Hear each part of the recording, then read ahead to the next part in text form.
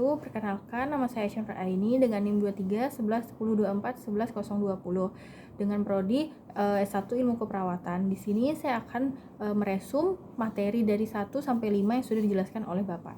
Yang pertama tentang berdirinya sejarah Muhammadiyah. Muhammadiyah adalah sebuah organisasi lama yang besar di Indonesia serta berlokasi pertama yaitu di Yogyakarta. Organisasi ini diambil dari Nabi Muhammad dengan namanya yaitu Muhammad. Sehingga Muhammadiyah juga dapat dikenal sebagai orang yang menjadi pengikut Nabi Muhammad. Latar belakang dari Kiai Haji Ahmad Dahlan yang selaku pemimpin atau pendahulu berdirinya Muhammadiyah. Pada masa itu sangat asing bagi telinga masyarakat umum adalah memancing rasa ingin tahu dari masyarakat, sehingga ada celah untuk memberikan penjelasan dan keterangan seluas-luasnya tentang agama Islam sebagaimana yang telah diajarkan Rasulullah SAW. Lalu Muhammadiyah secara etiologis berarti pengikut Nabi Muhammad karena berasal dari kata Muhammad, kemudian mendapatkan Yanibsyah, sedangkan secara terminologi berarti gerakan Islam dakwah amar ma'ruf nahi mungkar dan tajdid, bersumber pada Al-Quran dan As-Sunnah. Lalu berkaitan dengan latar belakangnya berdirinya Muhammadiyah, secara garis besar faktor penyebabnya adalah pertama, faktor subjektif adalah hasil dari pendalaman atau pengkajian selama hidupnya Kiai Haji Ahmad Dahlan terhadap Al-Quran dan menelaah serta membahas dan mengkaji kandungan isinya dan faktor objektif di mana dapat dilihat secara internal dan eksternal. Secara internal, ketidakmungkinan amalan Islam akibat tidak dijadikannya Al-Quran dan As-Sunnah sebagai pedoman hidup manusia.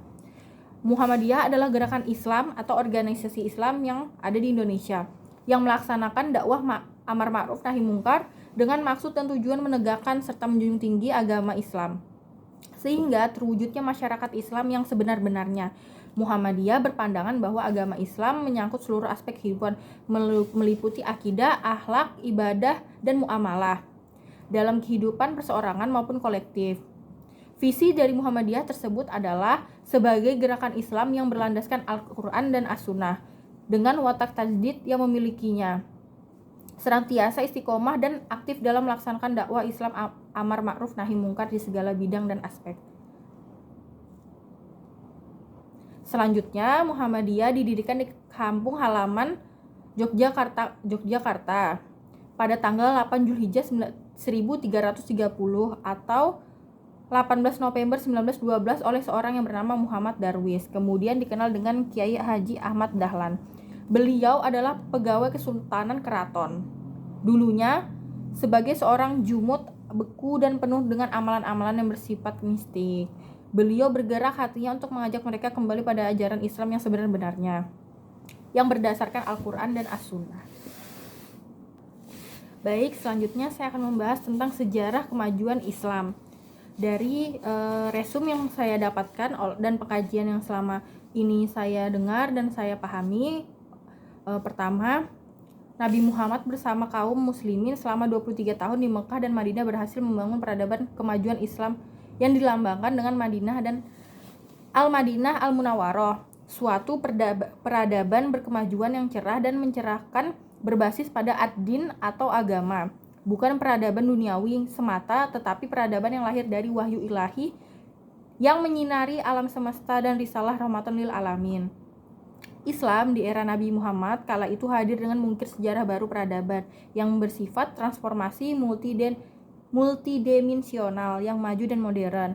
Bangsa Arab menjadi satu-satunya yang jahiliyah awalnya, diubahnya menjadi peradaban yang mulia. Penolakan bangsa Arab yang jahiliyah kala itu antara lain karena Islam terlalu modern atau berkemajuan.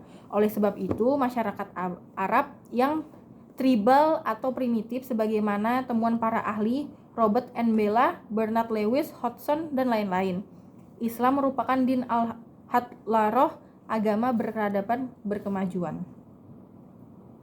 Perjuangan Islam tidak berhenti sampai di Nabi saja, dilanjutkan oleh kaum muslimin lainnya seperti kekhalifahan utama Khulafu al-Rasyidun, yaitu Abu Bakar Asy-Syiddiq, Umar bin Khattab, Utsman bin Affan, dan Ali bin Abi Thalib radhiyallahu anhum. Setelah itu, peradaban Islam meluas dan Islam menjadi agama peradaban selama sekitar 7 abad lebih lamanya. Pada era kekhalifahan atau dinasti Umayyah, Abbasiyah, Fatimiyah, dan Utsmaniyah, kemajuan di bidang ilmu pengetahuan mencapai puncaknya di era kejayaan Islam atau Islam Golden Age, ketika Barat saat itu tertidur lelap. Awal dari era kejayaan Islam dimulai pada masa kekhalifahan Umayyah 661 sampai 750 Masehi, terutama pada ekspansi Islam ke berbagai kawasan di Jazirah Arabia. Masa kekuasaan Islam di Iberia dimulai sejak pertempuran Guadalete, ketika pasukan Umayyah pimpinan Tariq bin Ziyad mengalahkan orang-orang Visigot yang menguasai Iberia.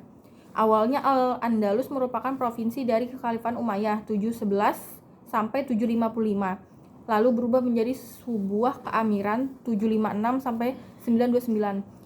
Sebuah kekhalifahan sendiri 929 sampai 929 sampai 1031 dan akhirnya terpecah menjadi Taifah atau Muluk at-Tawaif dalam bahasa Arab, yaitu kerajaan-kerajaan kecil dari tahun 1031 sampai 1492. Pada akhirnya Kristen berhasil merebut kembali Iberia dari tangan umat muslim kala itu. Prosesnya yang disebut reconquista atau secara harfiah berarti penaklukan ulang kembali. Al-Andalus umumnya tidak merujuk pada Iberia secara umum, tetapi kepada daerah-daerah yang dikuasai para muslim pada zaman dahulu. Lalu kemajuan atau kejayaan Islam membentang dari Jazirah Arab sampai dengan Iberia, Andalusia, Spanyol, Portugal, Prancis, bagian selatan, kawasan Balkan, Asia Tengah, Asia Timur, Asia Tenggara, dan era kejayaan disebut sebagai era Renaissance Islam yang bersifat khas. Renaissance Islam sendiri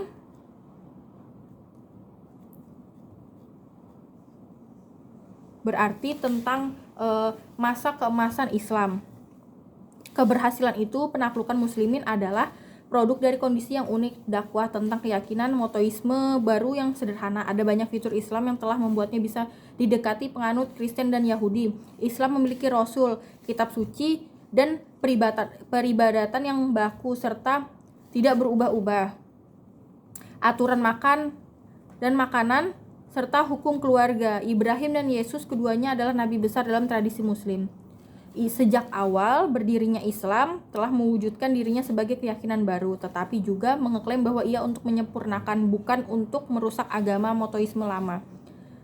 Oleh sebab itu, kemajuan dunia Islam yang peradaban tinggi itu menurut Tamim Amsari bukanlah sejarah pendek atau singkat, tapi sebagai lintasan peradaban dunia, sebagaimana pada umumnya narasi penulis barat yang lebih menggambarkan kuatnya peradaban Yunani, Romawi, serta barat modern.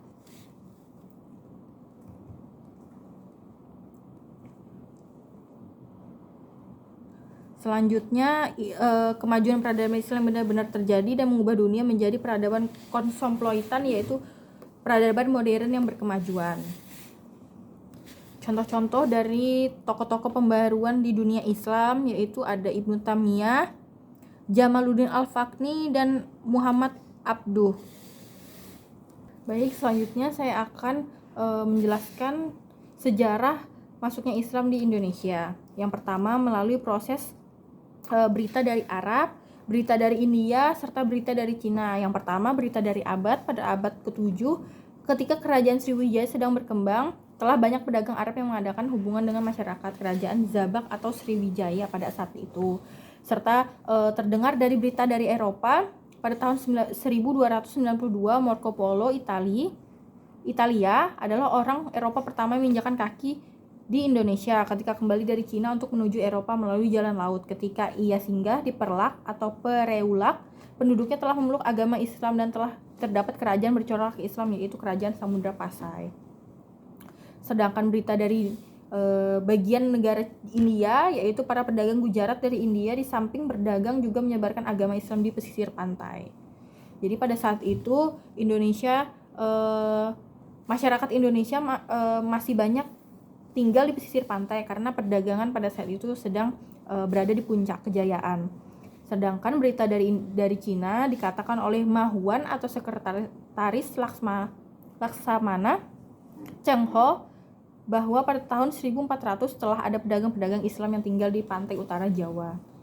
Lalu masuknya Islam ini banyak sekali, contohnya melalui perdagangan seperti antar pedagang dari Arab, Persia, dan Gujarat memegang peranan penting sebab di samping mereka berdagang, mereka juga menyebarkan agama Islam secara luas. Melalui perkawinan putri bangsawan dengan pedagang muslim pada saat itu sangat wajar sekali karena mereka menyebarkan agama Islam melalui perkawinan, dan itu menjadi upaya yang paling cepat karena perkawinan antara putri bangsawan dan pedagang dari Arab atau dari India sangat-sangat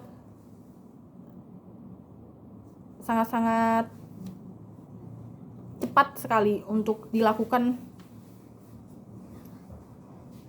karena Islam pada saat itu lambat untuk beradaptasi dan tersebar luas. Jadi melalui perkawinan diharapkan agama Islam meluas secara menyeluruh. Yang ketiga yaitu melalui tasawuf atau ajaran seperti ketuhanan, mengajarkan tentang ketuhanan, bahwa di agama Islam kita mempercayai bahwa Tuhan itu Allah dan tidak bercampur dengan mistis-mistis atau ada unsur magis, serta melalui pendidikan, yaitu lewat pendidikan terutama pada pesantren yang diselenggarakan oleh guru-guru agama serta kiai-kiai yang pada saat itu dijunjung tinggi, serta ulama-ulama yang dihormati, melalui dakwah yang selalu disebarkan oleh ulama-ulama atau kiai-kiai yang berperan penting pada saat berdirinya Islam. Dan salah satu mengapa alasan Islam itu menjadi agama yang cepat untuk beradaptasi sehingga banyak sekali pengikut yang pada saat di zaman itu berbondong-bondong untuk masuk Islam, yaitu pertama, Islam tidak ada kasta atau tidak mengenal kasta, dan kedua, agama Islam yang masuk ke Indonesia disesuaikan dengan adat dan istiadat serta tradisi bangsa Indonesia dan bertoleransi tinggi terhadap agama apapun. Penyebaran agama Islam dilakukan dengan jalan damai tanpa peperangan ataupun tanpa paksaan dan kekerasan, serta faktor politik yang turut memperlancar penyebaran agama Islam di Indonesia. Oleh sebab itu banyak sekali masyarakat yang pada saat itu tinggal di pesisir pantai ataupun yang ada di luar pesisir pantai merasa Islam itu datang sebagai sebuah agama yang nyaman, damai, dan tenang. Oleh sebab itu mereka memilih keyakinan dan mempercayai Tuhan, bahwa hanya Tuhan itu satu, tapi tidak menghakimi agama-agama yang lain. Selanjutnya, sejarah berdiri Muhammadiyah. Pada tanggal 18 November 1912 di Kampung Kauman, Yogyakarta oleh Kiai Haji Ahmad Dahlan. Organisasi ini didirikan untuk memurnikan ajaran Islam dari pengaruh mistik atau tradisi pada saat itu. Dan Muhammadiyah tidak stuck di era itu saja, namun mereka berkembang melalui bidang pendidikan serta bidang pengetahuan lainnya, yang menyebabkan Muhammadiyah itu banyak digemari dan emang organisasi ini berlandaskan Al-Quran dan As-Sunnah. Latar belakangnya sendiri Muhammadiyah yaitu awal mulanya Kiai Ahmad Dahlan melihat banyak ajaran Islam di Indonesia yang tercampur pada saat itu dengan tradisi dan kepercayaan lokal atau mistis, dan mereka lebih mempercayai hal tersebut dibanding dengan Islam yang memang sudah ditetapkan oleh Al-Quran dan As-Sunnah. Selanjutnya, Kiai Haji Ahmad Dahlan bertekad untuk ingin mengadakan pembaharuan dalam cara berpikir serta beramal menuntut agama Islam yang tepat dan benar. Kiai Haji Ahmad Dahlan ingin mewujudkan masyarakat Islam yang sebenar-benarnya, yang mana itu berpokok pada tujuan utama dari Muhammadiyah itu sendiri. Lalu membersihkan Islam dari Indonesia dari pengaruh-pengaruh dan kebiasaan yang bukan Islam. Selanjutnya, reformulasi doktrin Islam dengan pandangan alam pikiran modern, yaitu dengan contoh seperti pendidikan. Muhammadiyah mengikuti zaman yang dulunya mungkin Muhammadiyah hanya sebatas SD, Namun beriring ke berkembangnya zaman, Muhammadiyah sudah mulai mendirikan lembaga-lembaga universitas, lalu dengan lembaga-lembaga SMA, SMP yang tingkatannya sudah mulai meningkat. Dan juga Muhammadiyah tidak hanya tentang pendidikan, tapi juga mereka banyak sekali aspek yang mencakup Muhammadiyah, yaitu keterlibatan Muhammadiyah di Indonesia seperti bidang rumah sakit, bidang sosial, bidang keagamaan, dan bidang yang seperti penerimaan zakat. Mereka Muhammadiyah berkembang dan berkontribusi penuh untuk hal-hal seperti itu. Oleh sebab itu Muhammadiyah sangat-sangat digemari dan juga diterima baik oleh masyarakat hingga saat ini. Muhammadiyah sendiri diakui sebagai badan hukum oleh pemerintah Hindia Belanda pada tahun 22 Agustus 1914. Muhammadiyah melakukan pembaruan dalam bidang agama, sosial budaya, dan pendidikan. Matan Keyakinan dan Cita-Cita Hidup Muhammadiyah atau MKCH. Seperti yang Pak Fitroh ajarkan, matan dan keyakinan cita-cita hidup Muhammadiyah sendiri berupa core belief, core values, visi, misi, dan tujuan organisasi dari Muhammadiyah. Core belief yaitu keyakinan inti kita yang menjadi kekuatan sekaligus membedakan Muhammadiyah dengan organisasi lainnya. Core values yaitu nilai-nilai inti dasar menjadi pedoman atau nilai-nilai dasar perjuangan kita. Sejarahnya, MKCH dikenal dalam periode kepemimpinan M. Yunus Anis tahun 1959 sampai 1962. Dikembangkan dari uraian Kiai Haji Fakih Usman serta Muhammadiyah bersama PWM Jatim atau M. Soleh Ibrahim, PWM Jawa Tengah R. Darsono, dan Jabar Adang Afandi. Rumusan ini disempurnakan oleh tim PP Muhammadiyah yang terdiri dari Kiai Haji Muhwardan, Kiai Haji Farid Ma'ruf, M. Jarnawi Hardi Kusuma, M. Jindar Tami, dan dibahas bersama Mr. Kasman Singo Demejo atau Kiai Haji Fakih Usman. Rumusannya yaitu dibagi ke dalam 3 kelompok, yaitu ayat kelompok pertama. Ideologi terdiri dari ayat 1 sampai 2, kelompok paham agama terdiri dari ayat 3 dan 4, kelompok ketiga yaitu fungsi dan visi Muhammadiyah yang terdiri dari 1 ayat. Lalu kepribadian Muhammadiyah sendiri. Kepribadian Muhammadiyah berdasarkan ilmu jiwa atau karakteristik watak setiap sikap dan sifat serta keyakinan dan cita-cita hidup dari seseorang atau perserikatan. Kepribadian Muhammadiyah yaitu memiliki nilai karakteristik, watak, sikap, serta sifat-sifat keyakinan serta cita-cita Muhammadiyah. Lalu sifat kemuhammadiyahan yang kedua yaitu beramal dan berjuang untuk perdamaian serta kesejahteraan, memperbanyak kauhan mengamalkan uhwah Islamiyah, lapang dada, luas pandangan, dan memegang teguh ajaran Islam yaitu berpedoman pada Al-Quran dan As-Sunnah.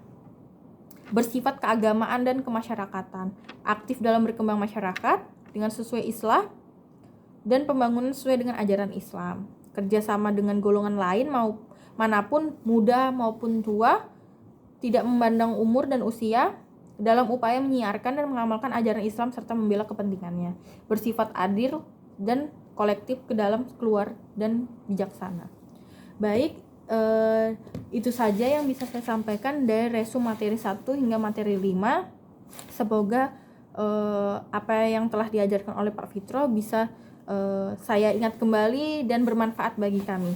Sebelumnya saya ucapkan terima kasih. Wassalamualaikum warahmatullahi wabarakatuh.